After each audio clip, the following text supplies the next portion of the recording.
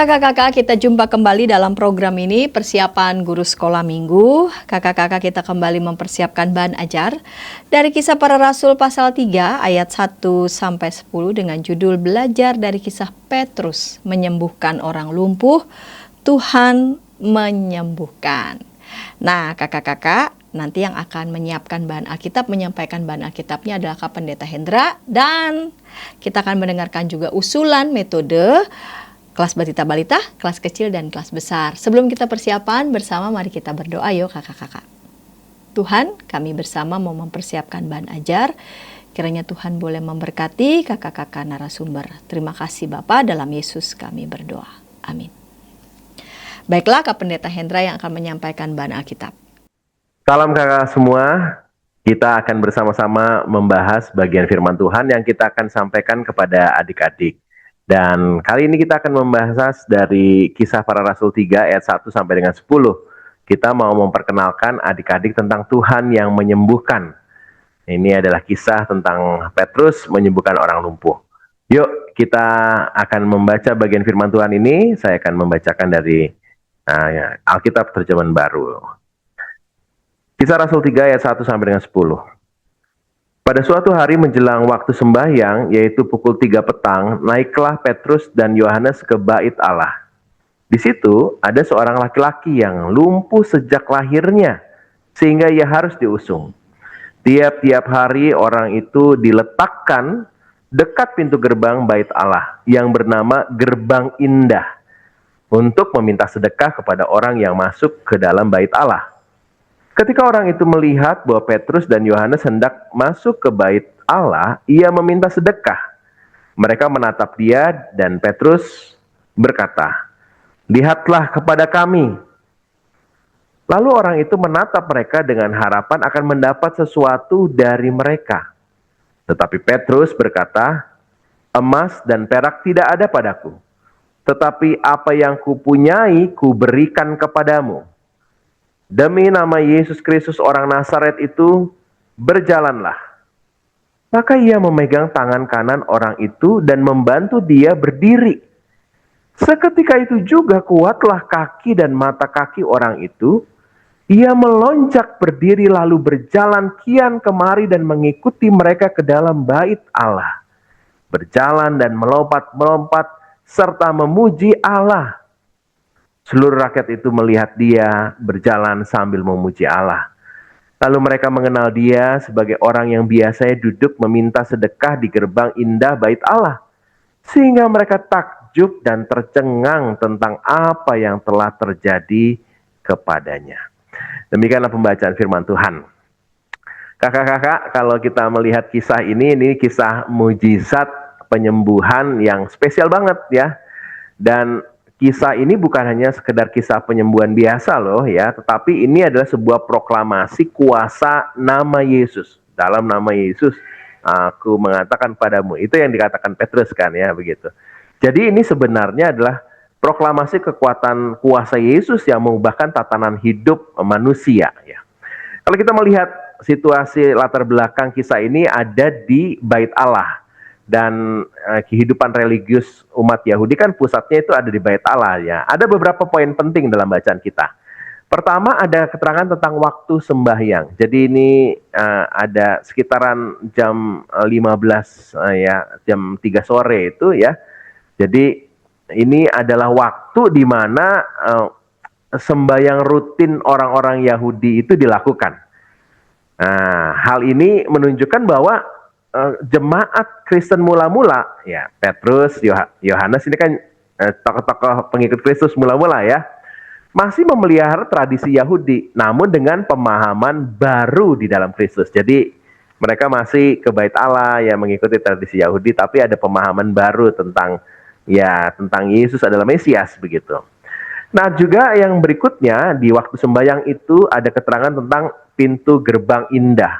Nah, ini kemungkinan besar ini adalah gerbang Nikanor yang terbuat dari perunggu yang indah sekali katanya ya. Jadi ini perunggu yang indah dan pastinya mahal ya. Dan itu menjadi kontras sekali yang luar biasa. Kenapa? Di depan pintu gerbang yang indah itu duduk seorang lumpuh yang buruk sekali. Ya buruk sekali nasibnya karena ya dia disingkirkan secara sosial dan nggak bisa beraktivitas dengan baik begitu ya. Jadi ada kontras yang diperlihatkan antara gerbang indah dan si orang lumpuh ini. Dan ternyata orang lumpuh ini ditempatkan di sana untuk ya meminta sedekah ya, begitu meminta kebaikan. Nah, dalam tradisi Yahudi sendiri memberi sedekah itu kepada orang-orang miskin dianggap sebagai tindakan kebenaran ya, yang menjadi penting dalam amalnya begitulah. Nah, si lumpuh itu diletakkan di sana karena ini titik strategis. Ketika orang mau masuk bait Allah, mereka akan memberikan sedekah. Nah, ini orang yang masuk bait Allah kan orang-orang baik ya, dan mau menambahkan sedekah. Dari posisinya itu strategis banget. Jadi kita menemukan ada beberapa kata kunci dan kita bisa menggabungkan maknanya. Pertama, tadi ya ada jam ibadah, ada gerbang indah, dan kontras dengan si lumpuh, dan juga soal amal. Tapi juga ada beberapa hal yang lainnya. Ketika Petrus berkata ya, emas dan perak tidak ada padaku. Sebenarnya Petrus mau menegaskan bahwa kuasa gereja itu bukan terletak pada kekuatan kekayaan materi, melainkan otoritas rohani. Jadi aku nggak punya nih emas dan perak, tapi demi nama Yesus Kristus. Nah, ini budaya pada saat itu ya, kalau mau melakukan sesuatu, kuasa itu harus dibarengin dengan demi nama siapa gitu ya. Demi nama Hendra misalnya begitu ya, berarti kuasa itu ada kuasa seperti yang Hendra miliki. Tapi Petrus mengatakan demi nama Yesus Kristus. Jadi dia mau mengatakan bahwa kuasa yang aku akan nyatakan ini dimiliki oleh Yesus Kristus sendiri. Jadi kuasa hukum Kristus itulah yang menjadi kekuatan Petrus sendiri. Dan perkataannya jelas sekali ya, bangun dan berjalanlah. Ini frasa ini ya sebenarnya frasa yang identik dengan kebangkitan ya. Bangun, berjalan, berarti dia benar-benar dari nggak bisa apa-apa menjadi bangun dan bisa melakukan sesuatu. Jadi penyembuhan si lumpuh ini sebenarnya seperti kebangkitan ya, kebangkitan kecil bagi si lumpuh. Ya, kebangkitan besar itu adalah kebangkitan Yesus Kristus sehingga kita beriman kepada Yesus Kristus. Tapi kita sebagai orang yang percaya kepada Yesus Kristus, percaya pada kuasa kebangkitan Yesus itu, akan juga mengalami kebangkitan dari situasi yang kita ragu menjadi yakin, kita bimbang menjadi teguh kembali. Itu kebangkitan. Nah, si lumpuh ini dari nggak bisa ngapa-ngapain, dia bangkit, bahkan meloncat berdiri dan memuji Allah. Ini kalau kita kaitkan dengan apa yang dinubuatkan di Perjanjian Lama ya, di Yesaya 35 misalnya ayat 6 ya. Pada waktu itu orang lumpuh akan meloncat seperti rusa. Nah, ini digambarkan sekali bahwa perkataan Petrus yang dalam nama Yesus lalu dibarengi dengan melonjaknya orang lumpuh ini mau menegaskan perkataan kuasa Yesus ini adalah kuasa Mesias yang dinubuatkan di Perjanjian Lama itu ya. Ini cara Lukas dalam Kisah Para Rasul menuliskan kisah ini tuh kisah yang kuat sekali mau menggambarkan tentang siapa Yesus, bagaimana kuasanya, dan relasi dengan Perjanjian Lama. Wah, ini bagus sekali ya. Nah, apa yang dikatakan di dalam bacaan kita ini. Lalu apa pesan utamanya? Pesan sentral dari teks ini adalah tentang pemulihan, penyembuhan total ya. Tuhan itu tidak hanya ngomongin soal memberi sedekah ya, yang itu sementara sekali ya, mendapat uang, emas, perak, begitulah. Tapi Tuhan itu memberikan kesembuhan yang solusi permanen. Dia bisa bangkit ya. Kalau dia cuma dapat sedekah ya dia bisa makan, bisa membeli sesuatu begitu. Tapi tetap saja ada kungkungan kelumpuhannya. Tapi dengan kesembuhan itu pasti sangat terbuka. Dia bisa akses pekerjaan, dia bisa diterima di masyarakat dan lain-lainnya, akan banyak sekali pemulihan dari Tuhan. Jadi karya Tuhan bagi dunia itu bukan hanya sekedar juga bantuan-bantuan sosial, tetapi pemulihan martabat manusia itu penting. Nah, gereja perlu untuk melihat itu ya, bahwa gereja itu nggak sekedar memberikan ya bantuan, kasih sembako, kasih beasiswa begitu, tapi ya struktur masyarakat ini yang juga pemulihan martabat manusia penting banget ya. kerusakan alam kita harus tegaskan oleh gereja menolak itu, bahkan memperjuangkan hak-hak yang harusnya didapat oleh masyarakat adat atau di hutan-hutan, misalnya di Papua begitu. Itu juga penting untuk dinyatakan gereja. Dunia bisa melihat orang lumpuh sebagai objek belas kasihan, lalu memberi sedekah. Tapi Tuhan itu melihatnya sebagai sosok manusia dan dia adalah pribadi yang diciptakan Tuhan, berharga juga. Jadi dalam kisah kita ini adalah kisah di mana Tuhan itu melampaui segala bayangan pembebasan berupa materi, tetapi Tuhan itu menyembuhkan martabat manusia. Nah, ini penting banget ya buat adik-adik mengenal ini. Apa relevansinya buat adik-adik nih? Pertama, tangan Tuhan untuk menolong itu bukan kurang panjang ya. Tuhan menolong dan menolong setiap orang, bahkan orang yang lumpuh sejak lahir ya. Artinya Tuhan bisa menolong siapapun. Nah, ini perlu diyakini oleh adik-adik sehingga adik-adik benar-benar yakin akan penyertaan Tuhan ya. Itu pertama. Juga Tuhan itu melihat yang terlupakan. Ini kan orang lumpuhnya terlupakan ya, dia nggak dianggap lah gitu. Tapi Tuhan tuh melihat ya, melalui Petrus yang melihat itu. Jadi siapapun adik-adik percayalah bahwa Tuhan tuh selalu ingat dengan adik-adik. Lalu ketika orang lumpuh ini melonjak dan memuji Tuhan, lalu orang-orang tuh jadi kenal Tuhan juga. Nih, sukacitanya itu menular juga. Sukacita orang yang dipulihkan menular. Adik-adik kalau ngalamin pengenalan akan Tuhan, aduh Tuhan baik banget sama saya ya. Adik-adik akan yakin dia pasti bisa menjalankan semua tugas sekolah dengan baik. Dia juga bisa sungguh-sungguh memuliakan Tuhan dan itu menular ke teman-teman di kelasnya ya. Itu penting banget ya. Dan yang terakhir ini soal emas perak ya. Yesus itu tidak memberikan sekedar memberikan materi, tapi Yesus itu memberikan kuasa yang memulihkan dan membangkitkan. Adik-adik mungkin papa mamanya nggak punya banyak materi, tapi Tuhan tuh memberi kebahagiaan. Papa yang baik, yang mengasihi, yang mau juga bekerja walaupun mungkin penghasilan sedikit, tapi papa yang tekun, papa yang selalu hadir, papa yang selalu mau mengampuni, memeluk, mama yang mendukung, punya kasih sayang, gak menuntut, ngomel-ngomel, tapi benar-benar menerima adik-adik apa adanya.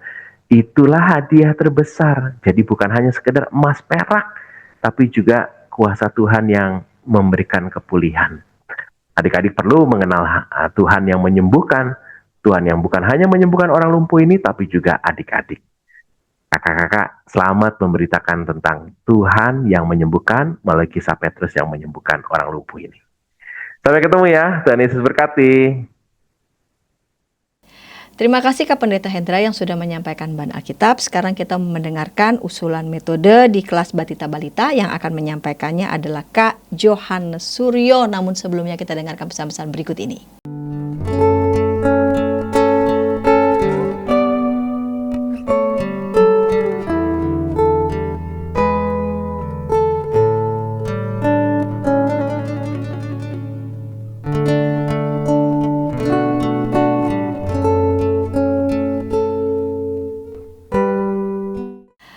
Kakak-kakak, senang masih bersama dengan kami dalam program persiapan guru sekolah minggu. Kita sedang mempersiapkan bahan ajar dari Kisah Para Rasul pasal 3 ayat 1 sampai 10.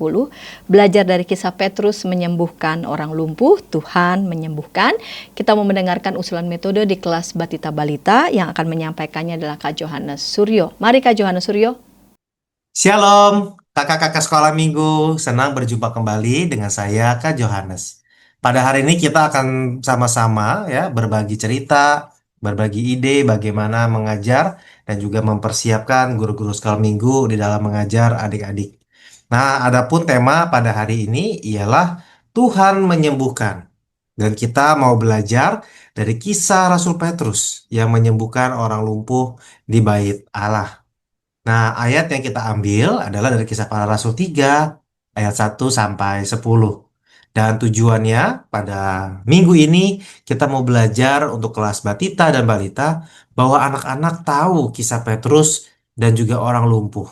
Dan anak-anak dapat menceritakan ulang kisah ini Bagaimana Rasul Petrus menyembuhkan mereka dan anak-anak paham bahwa Tuhanlah yang menyembuhkan. Nanti kita bisa menggunakan alat peraga seperti koin dan juga gambar gerbang ataupun juga dalam aplikasinya kita mengajar mereka bahwa Tuhan menyembuhkan dapat melalui doa ataupun melalui orang-orang yang Tuhan pakai di dalam kehidupan kita. Adapun ada dua fase yang saya bagikan. Yang pertama ialah ice breaking dan juga hook gitu ya. Kita mengajak adik-adik kita untuk mengawali ibadah dengan semangat. Kita bisa mengajak kepada mereka, halo adik-adik, hari ini siapa yang sehat dan bisa berjalan? Lalu kita mengajak mereka untuk bernyanyi jalan serta Yesus ya. Anak-anak diajak berdiri lalu menyanyikan sebanyak 2 kali. Tujuannya untuk apa? Untuk mengawali ibadah dengan ceria dan semangat.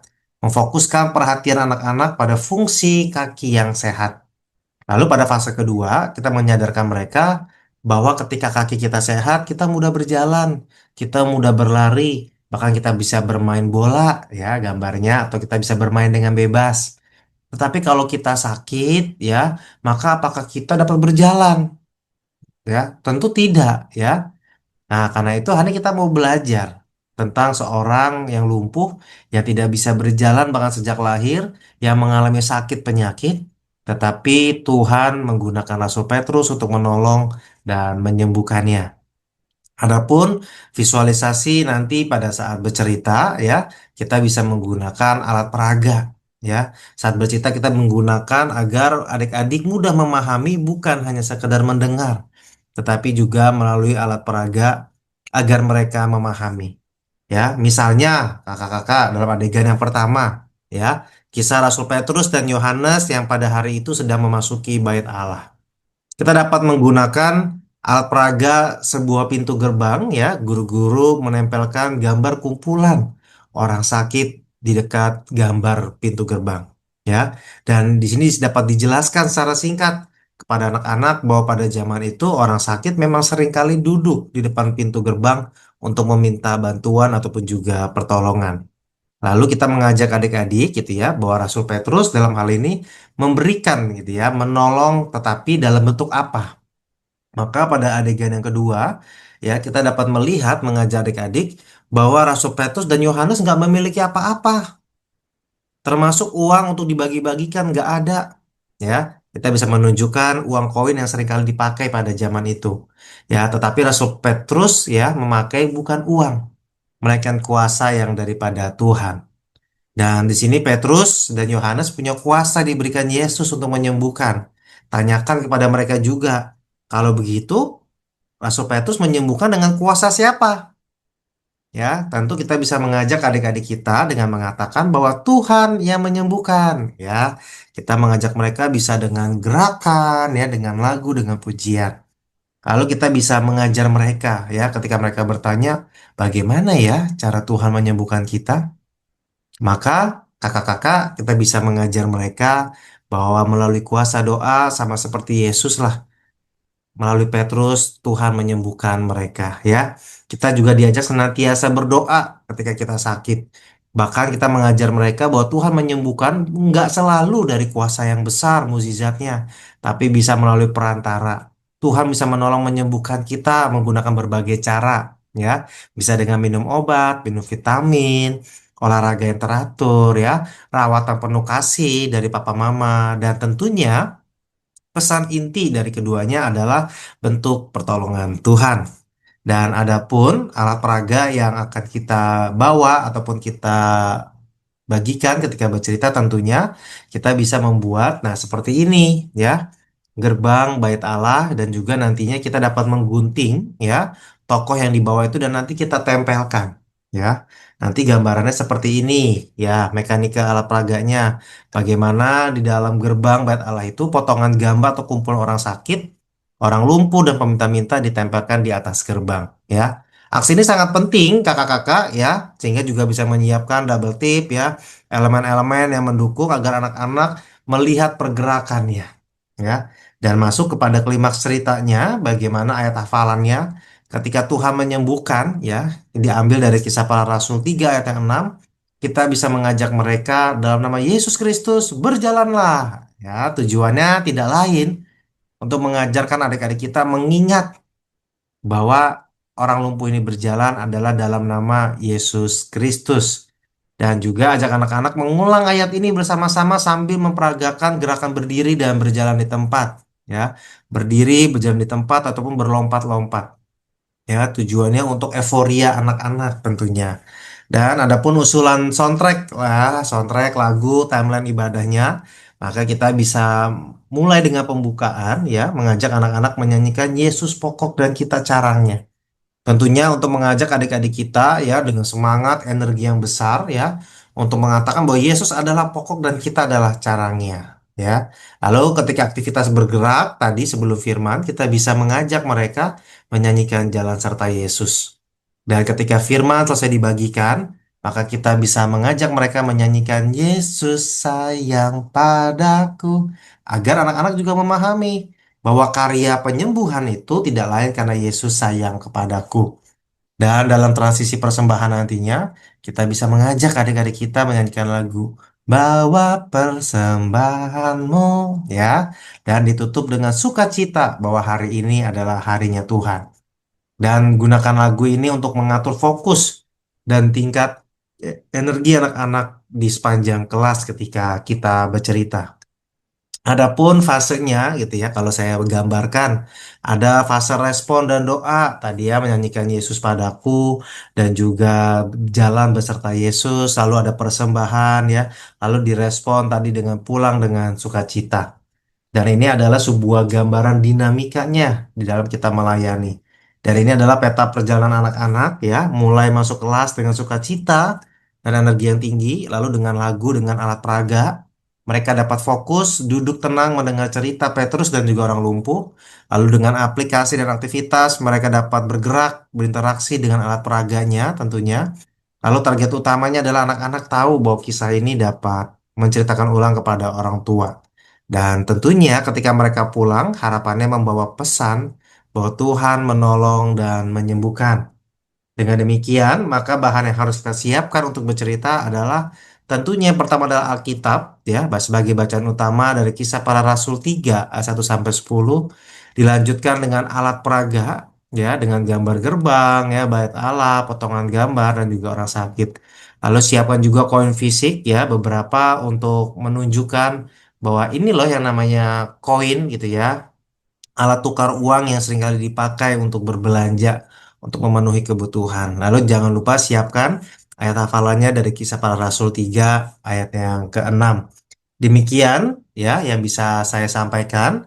Kiranya semoga ide cerita ini dapat membantu kakak-kakak dalam mempersiapkan sekolah minggu untuk adik-adik kita. Selamat mempersiapkan, kiranya Tuhan memberkati.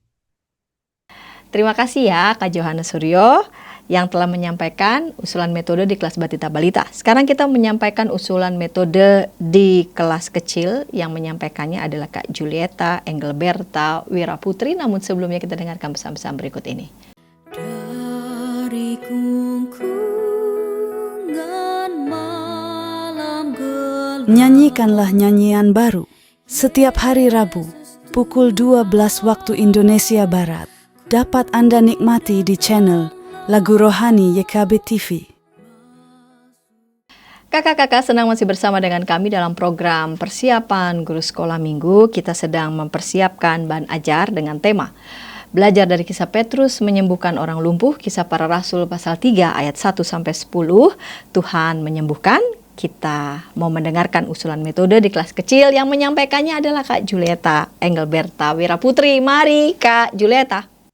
Shalom kakak-kakak guru sekolah minggu dimanapun berada. Senang sekali kita kembali lagi untuk bersama belajar dan juga mempersiapkan diri dalam persiapan guru sekolah minggu dengan bahan ajar Tuhan menyembuhkan dari Kisah Para Rasul pasal 3 ayat 1 sampai 10. Saya Putri akan memberikan sedikit gambaran begitu ya untuk kakak-kakak, biarlah semoga jadi inspirasi dan juga bisa membantu kakak-kakak sekalian untuk mempersiapkan diri dalam pelayanan berikutnya di kelas sekolah minggu. Nah, temanya adalah Tuhan menyembuhkan kakak-kakak dari Kisah Para Rasul 3 ayat 1 sampai 10. Tadi sudah dijelaskan ya soal bagaimana latar belakang dan lain sebagainya. Kita langsung saja masuk untuk hal-hal yang perlu diperhatikan terkhusus untuk di kelas kecil. Nah, kakak-kakak, Dari tujuannya dulu begitu ya. Tujuannya untuk kelas kecil adalah yang pertama, anak mengerti bahwa Tuhan memberikan kemampuan pada Petrus untuk menyembuhkan orang lumpuh. Dan yang kedua, anak yakin bahwa Tuhan memberikan kemampuan pada dirinya untuk memuliakan nama Tuhan. Jadi, dua ini yang menjadi titik fokus ya, titik fokus, titik pusat begitu ya, untuk anak-anak boleh bersama Bu Muli dengan kakak-kakak sebagai pendamping atau fasilitatornya. Nah, langsung masuk ke poin pentingnya kakak-kakak. Poin penting yang kira-kira perlu untuk disampaikan atau kata-kata kunci begitu yang biar anak juga memahami. Yang pertama dan yang kedua adalah soal ketika anak sakit begitu ya. Jadi kan ya sebagai anak-anak dan ya anak-anak adalah manusia begitu ya. Manusia itu kan bisa yang namanya sakit gitu. Kalau dari seluruh anak ini juga menjadi poin penting bahwa anak-anak ketika sakit mereka tahu mereka kepada siapa mereka mencari kesembuhan yaitu pada Tuhan. Jadi dua poin pertama justru bicara bahwa ketika sakit dia berdoa, kemudian memohon sama Tuhan, Tuhan sembuhkan aku dan lain sebagainya. Tapi memang juga harus disampaikan juga bahwa ada otoritas Tuhan loh gitu dalam menyembuhkan begitu. Bisa jadi lama, bisa jadi cepat, bisa jadi ya itu kondisi yang juga harus adik-adik alami sepanjang hidup, ya bisa saja. Dan ini nggak cuma soal bicara soal anak-anaknya, tapi juga bisa mungkin juga ke arah keluarganya. Misalnya anak-anak kan juga mungkin bertemu dengan papa mamahnya yang sakit, atau kakek neneknya yang sudah berusia dan punya penyakit-penyakit tertentu misalnya. Jadi kan ada kondisi-kondisi bahwa penyakit itu mungkin Tuhan nggak sembuhkan seperti ya kembali sehat walafiat seperti sedia kala begitu. Tapi ya itulah manusia boleh memohon kesembuhan dan berdoa kepada Tuhan, tapi otoritasnya ada di dalam tangan Tuhan gitu ya. Sehingga kalau saya berikan note sedikit bagi kakak-kakak dalam menyampaikan bahan ini adalah juga sensitif atau peka terhadap kondisi dari anak-anak yang kita ampu gitu ya. Misalnya ada anak-anak yang punya penyakit tertentu, misalnya sudah punya diabetes sejak kecil harus cuci darah. Atau mungkin ya bukan bermaksud bagaimana misalnya ya anak-anak dengan berkebutuhan khusus begitu ya. Ya itu kondisi yang memang menjadi bagian dari kehidupan mereka. Mungkin mereka juga, kok aku udah minta sama Tuhan nggak disembuhin sih. Nah kita juga sebagai DSN perlu hati-hati dan lebih peka dalam menyampaikan bahan ini. Makanya otoritas Tuhan juga menjadi satu hal yang perlu disampaikan ke anak-anak begitu. Tuhan bisa menyembuhkan, tapi Tuhan apa ya? Ya ada otoritas Tuhan gitu ya. Nggak cuma Tuhan kita minta dan Tuhan kasih begitu saja. Kemudian yang kedua adalah selain soal kesembuhannya Tuhanlah yang menyembuhkan, tapi juga ada usaha dan juga hal-hal yang anak-anak juga perlu terus ingat bahwa Tuhan juga mau anak-anaknya terus setia dalam setiap proses yang menjadi jalan kesembuhan yang Tuhan berikan. Misalnya ya dengan obat-obatan yang diminum, makan makanan sehat, termasuk kan anak-anak masih di bawah pendampingan orang tua begitu ya. Jika orang tua, kalau kamu sakit, orang tuamu bilang, ayo makan ya makan. Orang tuamu suruh minum obat ya nurut. Kalau orang tua ngajak ke dokter jangan nangis. Itu cara Tuhan buat menyembuhkan kamu. Jadi penting apa namanya? Itu juga hal yang penting gitu untuk disampaikan bahwa ya itu cara Tuhan buat menyembuhkan kamu juga lewat banyak hal, termasuk lewat dokter, obat-obatan dan lain sebagainya. Makanya kamu perlu taat dalam melakukan setiap prosesnya. Nah, tapi angle yang ketiga kakak-kakak ini juga nggak kalah penting gitu ya. Kalau tadi kan angle-nya soal anak sakit atau ketika anak kayak keluarga anak-anak sakit begitu ya. Anak bertemu dengan orang sakit. Tapi angle yang ini lebih kepada, nah kalau kamu ketemu dengan orang sakit, kamu mau gimana gitu. Karena kan kalau di cerita Alkitabnya kan ketika tahu bahwa ada seorang lumpuh begitu ya, Petrus dan Yohanes itu justru tergerak hatinya buat menyembuhkan orang ini begitu ya. Tidak ada apa namanya, tidak ada hal berharga daripadaku, tapi aku punya Tuhan Yesus gitu yang menyembuhkan begitu kan. Jadi Petrus dan Yohanes itu justru menginspirasi anak-anak buat oke, kalau kamu tahu ada orang yang sakit di sekitarmu, mau temanmu atau orang tuamu, kakek nenekmu, adikmu, kakakmu, siapapun yang sakit di sekitarmu, kamu mau apa gitu. Ya kamu juga perlu belajar peka untuk mau menolong mereka, dan ketika mereka sakit malah pukul, di apa ya, diledekin atau ya kita cuek aja, tapi kita juga mau hadir buat mereka, kita mau nolong mereka, bahkan mau mendoakan mereka. So, yang dilakukan Petrus dan Yohanes kan karena mereka nggak punya apa-apa, yang mereka lakukan adalah mendoakan si orang lumpuh ini kan, dan Tuhan berkenan untuk menyembuhkan orang lumpuh ini begitu. Jadi anak-anak juga diajak untuk peka terhadap lingkungan sekitarnya ketika ada orang sakit, apa yang bisa mereka lakukan begitu. Di 3 poin pentingnya ini kakak-kakak.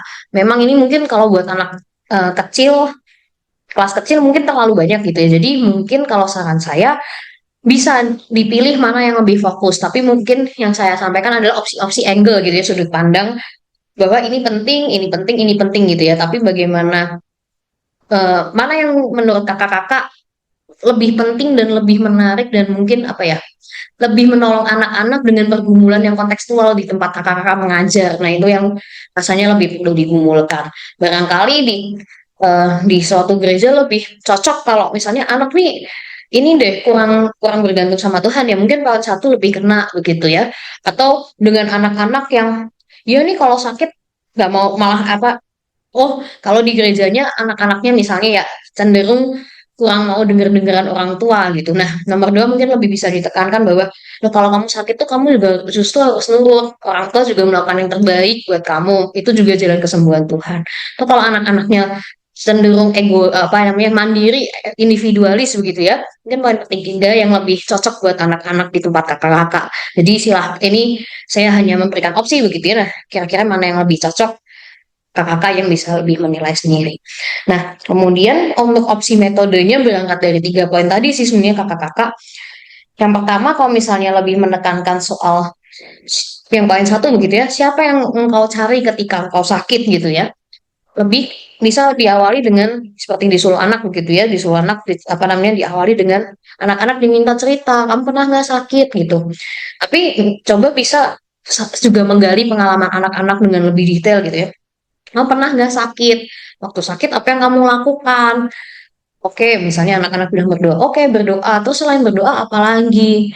Orang tuamu gimana? Jadi mengeksplor pengalaman anak-anak itu nggak apa-apa banget gitu. Justru anak-anak umur ya kelas kecil kelas 1 sampai 3 itu kan senang-senang cerita gitu ya.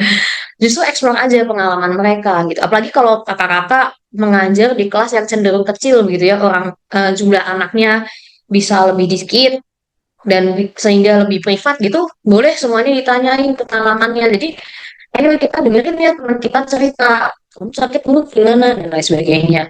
Nah, terus barulah masuk ke cerita. Nah, adik-adik, cerita kita tuh juga soal seorang yang sakit nih, orang yang sudah lumpuh bahkan sejak lahir. Sejak lahir dia lumpuh, nggak bisa jalan, selalu butuh orang lain dan lain sebagainya. Jadi titik berangkatnya justru kesaksian si anak yang sedang sakit. Kemudian yang kedua, mungkin ini lebih enak kalau dilakukannya di kelas yang cenderung besar begitu ya, jumlah anaknya banyak begitu. Ini mungkin lebih efektif, yaitu soal role play cerita Alkitab. Jadi ada satu kakak yang memperagakan sebagai si orang lumpuh yang ditolong begitu ya. Mungkin di awal cuma dengan teriak-teriak, kasihani aku, tolong gitu. Tapi mungkin suaranya jauh gitu ya. Atau belum kelihatan orangnya di sudut gitu, di pojokan, orangnya nggak kelihatan gitu. Dan suaranya lirih, ya bayangin begitu ya, dia si orang ini seumur hidupnya nggak bisa jalan begitu, cuma bisa ketika mengharapkan belas kasihan orang lain, butuh pertolongan orang lain, ya mungkin setiap hari teriak-teriak juga suaranya ada masanya habis begitu. Jadi bolehlah diawali dengan suara lirih, kasihani tolong gitu. Terus sebagai kakak pencerita, wah boleh ada yang kakak yang sebagai pencerita, atau boleh ada yang merole-playkan Yohanes dan Petrus gitu ya. Kalau kakak cowoknya nggak terlalu banyak, mungkin lebih ideal kalau sebagai pencerita gitu ya. Adik-adik dengar nggak? Tadi kayaknya ada yang ngomong ya. Ayo diam dulu, diam dulu. Tadi kayaknya ada yang ngomong gitu. Terus ya yang roleplay teriak-teriak lagi masih dengan lirih. Adik-adik dengar gak? Itu ada yang ngomong loh. Makanya jangan ngomong, kalau misalnya anak-anaknya kan, makanya jangan ngomong dulu. Bentar nih, kita dengerin dulu ada yang teriak tadi gitu. Oh bapak, nah terus barulah cerita gitu. Ya sambil ngajak diskusi si ini orang lumpuhnya juga boleh. Bapak berapa lama lumpuh? Ya menurut cerita ya, bukan apa namanya, sesuai dengan teks Alkitabnya berapa lama lumpuh, terus gimana sehari-hari gitu. Nah, adik-adik, kalau di Alkitab kita baru masuk ke bacaan. Jadi mungkin kalau misalnya langsung ada Yohanes dan Petrusnya, ada yang role play Yohanes dan Petrusnya, bisa. Jadi cerita Alkitabnya betul-betul di role play kan.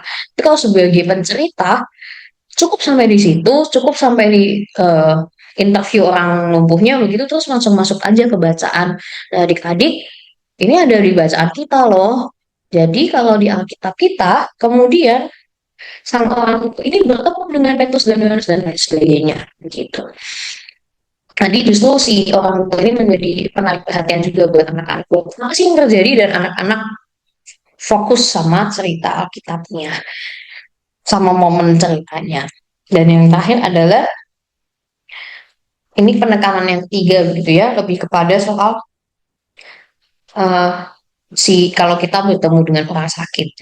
Sebenarnya kok kurang lebih sama kayak yang pertama, tapi bukan kesaksian yang modelnya, tapi lebih kepada pertanyaan. Jadi pernah nggak ketemu sama orang yang sakit gitu? Apa yang kalian lakukan? Atau misalnya waktu di depan, kalau sama kalian pernah nggak sakit? Atau adik kalian pernah nggak sakit gitu? Terus kalian ngapain kalau tahu mereka sakit? Nah, adik-adik, di cerita kita ada tokoh yang juga tahu nih kalau ada orang sakit, yaitu Yohanes dan Petrus. Nah, yuk kita belajar bareng yuk, apa sih yang Yohanes dan Petrus lakukan ketika melihat orang sakit. Terus cerita orang sakit ini siapa, yaitu orang lumpuh yang sudah di gerbang indah, lumpuh sejak lahir dan lain sebagainya. Nah, yang dilakukan Petrus dan Yohanes ketika melihat itu nggak diem aja loh adik-adik, tapi dia menolong si orang ini meskipun mereka nggak punya apa-apa dan seterusnya. Jadi titik tekannya atau titik awalnya seperti itu. Gitu kakak-kakak. Untuk opsi metodenya demikian. Kemudian ayat hafalannya, saya rasa yang ditulis di seluruh anak sudah baik gitu ya ayat hafalannya. Tuhan Allahku, kepadamu aku berteriak minta tolong dan engkau telah menyembuhkan aku. Jadi ini adalah ungkapan pengharapan begitu ya, ungkapan doa kepada Tuhan bahwa Tuhanlah yang menyembuhkan mereka. Dari Mazmur 130 ayat 3. Rasanya ayat ini juga nggak terlalu panjang, kelas kecil. Nah, mungkin itu dulu kakak yang bisa Putri bagikan. Kiranya apa yang Putri bagikan juga boleh menjadi berkat dan juga boleh menolong kakak-kakak untuk mempersiapkan diri dalam pelayanan yang terus dipercayakan bagi kakak-kakak di kelas-kelas sekolah minggu dimanapun berada. Kiranya Tuhan memberkati kakak-kakak dalam proses persiapan. Amin. Terima kasih ya Kak Julieta yang telah menyampaikan usulan metode untuk anak-anak di kelas kecil. Sekarang kita mendengarkan usulan metode di kelas besar. Yang akan menyampaikannya adalah Kak Arif Ong. Namun sebelumnya kita dengarkan pesan-pesan berikut ini. Dari kungkungan malam gelap, Nyanyikanlah nyanyian baru setiap hari Rabu pukul 12 waktu Indonesia Barat. Dapat Anda nikmati di channel Lagu Rohani YKB TV. Kakak-kakak senang masih bersama dengan kami dalam program persiapan guru sekolah minggu kerjasama Yayasan Komunikasi Bersama dengan Bina Warga. Kita sedang mempersiapkan bahan ajar dari Kisah Para Rasul pasal 3 ayat 1-10, belajar dari kisah Petrus menyembuhkan orang lumpuh, Tuhan menyembuhkan. Kita mau mendengarkan usulan metode di kelas besar yang akan menyampaikannya adalah Kak Arif Ong. Mari Kak Arif Ong. Rekan-rekan sekalian, kita hari ini akan mempersiapkan untuk pengajaran di kelas besar dari Kisah Rasul pasal yang ketiga ini, Tuhan menyembuhkan.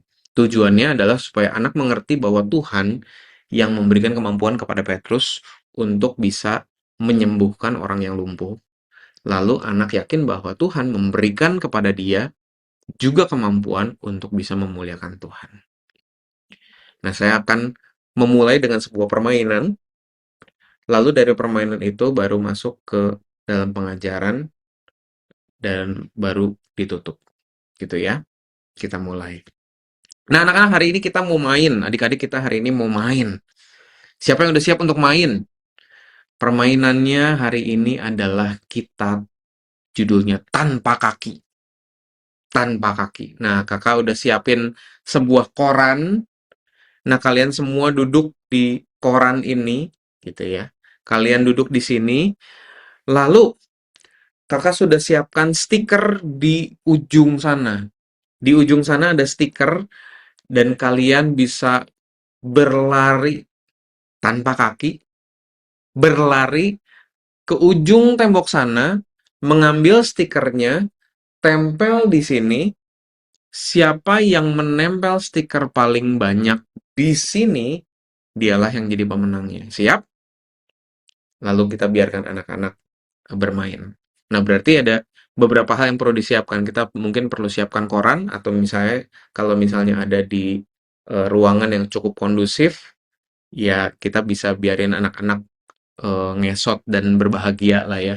Dan juga kita perlu siapkan stiker-stiker, atau kalau misalnya tidak ada stiker, bisa siapkan beberapa mainan yang kecil-kecil gitu ya, dan mereka ngesot tanpa kaki, mengambil mainan itu dan menaruhnya di dalam di ujung sebelah sininya. Semakin banyak, anak-anak akan semakin bahagia, biasanya begitu. Oke, ketika anak-anak sudah selesai, oke, oke, oke, oke. Siapa pemenangnya? Oke, lalu kita umumkan begitu siapa yang menang. Lalu kita ajak anak-anak tutup mata sebentar, tutup mata sebentar. Ini untuk menurunkan adrenalin mereka gitu ya. Tutup mata, minta mereka tarik napas, buang. Lalu minta mereka memikirkan tangan kalian sekarang pegel nggak? Capek ya? Bersyukur sama Tuhan kalau kita punya kaki. Ada teman-teman kita yang hidupnya begini, kita cuma melakukan itu selama 2 menit atau 3 menit, tapi ada teman-teman kita yang hidupnya begitu. Mereka masih tutup mata, tarik nafas lagi, biarkan mereka tenang.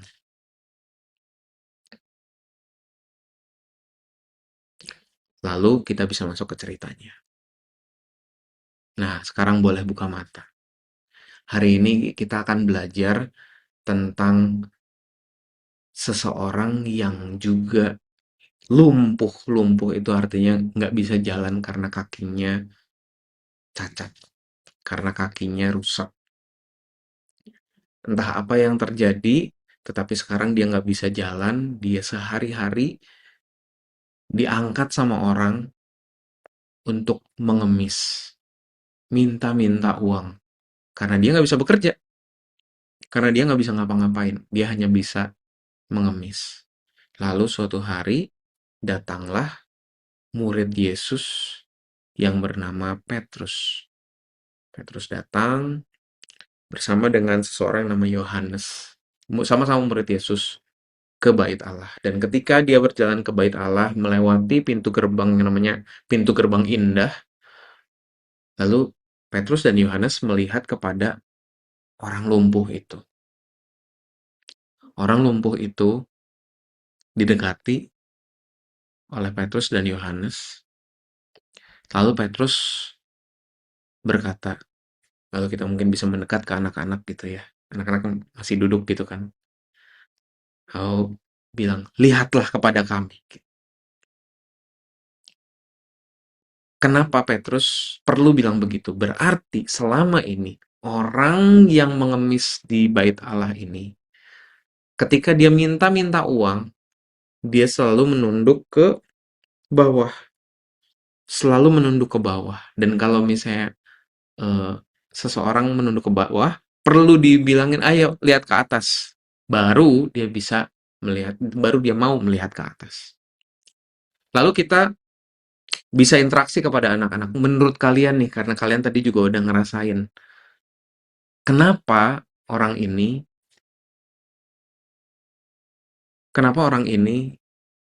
selalu nunduk ke bawah?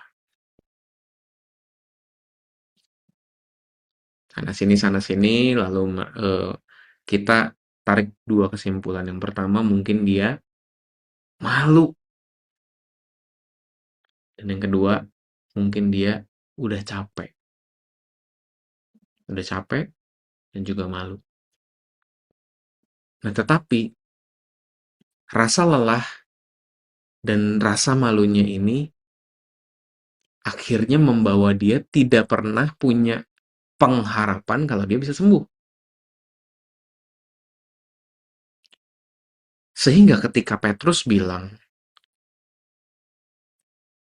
kamu minta uang kan? Tapi saya nggak punya uang. Emas dan perak aku nggak punya. Tetapi apa yang aku punya, aku berikan kepadamu. Dalam nama Yesus, orang Nazaret itu, berdirilah, berjalanlah. Terus dia bantuin orang itu untuk berdiri. Bantuin orang itu untuk berdiri. Yang menarik, ketika orang itu ternyata bisa berdiri, dia langsung ikut beribadah sama Petrus dan Yohanes, ikut beribadah, lalu dia memuji dan memuliakan Allah. Girang. Selama ini nggak bisa berdiri, tiba-tiba bisa berdiri, ya jelas, bahagia. Tetapi, yang sebenarnya lucu adalah, kan Petrus masih ada di sana ya, dan sama sekali tidak diceritakan bahwa orang itu berterima kasih sama Petrus. Kenapa? Ada dua hal. Yang pertama, Petrus sendiri ngomong, bukan saya yang ngasih, tetapi Tuhan yang ngasih. Tuhan yang ngasih mujizat itu, bukan saya yang ngasih mujizat itu, Tuhan yang ngasih mujizat itu. Sehingga ketika si orang itu sudah sembuh, dia memuliakan Allah. Dan Petrus happy. Petrus happy. Dia hanya memberikan sesuatu yang sudah diberikan oleh Allah terlebih dahulu. Nah, kesimpulan yang penting adalah Tuhan yang memberikan kemampuan kepada Petrus untuk bisa menyembuhkan orang itu. Petrus tahu, orang itu tahu, sehingga jalan ceritanya sebenarnya konsisten. Lalu kita masuk ke dalam aplikasinya. Nah, sekarang, apa yang Tuhan sudah berikan kepada kalian? Apa yang sudah Tuhan titipkan kepada kalian? Mungkin dalam pelajaran kalian pinter. Mungkin ada yang pinternya di olahraga, mungkin ada yang bisa nyanyi, mungkin ada yang belum nemu bisanya apa, mungkin ada yang masih bingung, saya tuh sukanya apa, saya pengennya kemana. Kalian perlu cari itu. Kalian perlu cari apa yang Tuhan titipkan, dan ketika kalian sudah tahu, itulah yang Tuhan bisa berikan melalui kamu untuk orang-orang di sekitar kamu. Mungkin nanti kalian akan bekerja, kalian akan sekolah, dan dalam perjalanan hidup kalian, kalian bisa memberikan diri kalian menjadi berkat buat banyak orang. Mungkin ada yang beneran kayak dalam kisah ini gitu ya, menyembuhkan orang karena jadi dokter. Mungkin ada yang jadi insinyur. Mungkin ada yang jadi orang yang profesional gitu. Mungkin ada yang jadi YouTuber, jadi influencer, ada yang jadi MC, yang jadi penyanyi segala macam gitu. Mungkin kita bisa tanyain anak-anak, ada yang kepikiran mau jadi apa. Tetapi kita tekankan bahwa Tuhanlah yang memberikan kemampuan itu kepada mereka. Dan ketika mereka akhirnya memberikan diri mereka menjadi berkat buat orang lain,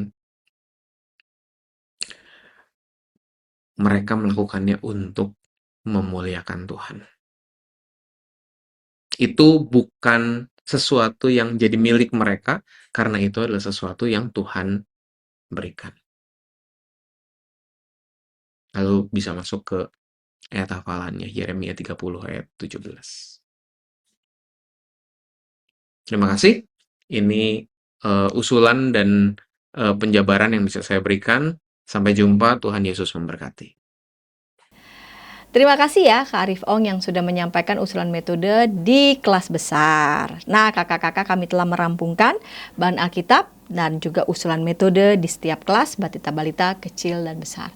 Kakak-kakak dapat menyaksikan juga lagu sekolah minggu yang kami persembahkan untuk kakak-kakak dapat menyanyikannya nih dengan anak-anak sekolah minggu di kelas-kelas sekolah minggu atau Atau bisa juga kakak-kakak dapat menyanyikannya bersama dengan anak-anak sekolah minggu untuk mempersembahkan pujian, mungkin dalam kebaktian umum. Nah, kakak-kakak, kita akan menutup program ini persiapan guru sekolah minggu dengan bacaan Kisah Para Rasul 3 ayat 1 sampai 10. Namun kita lebih dulu berdoa ya. Mari berdoa.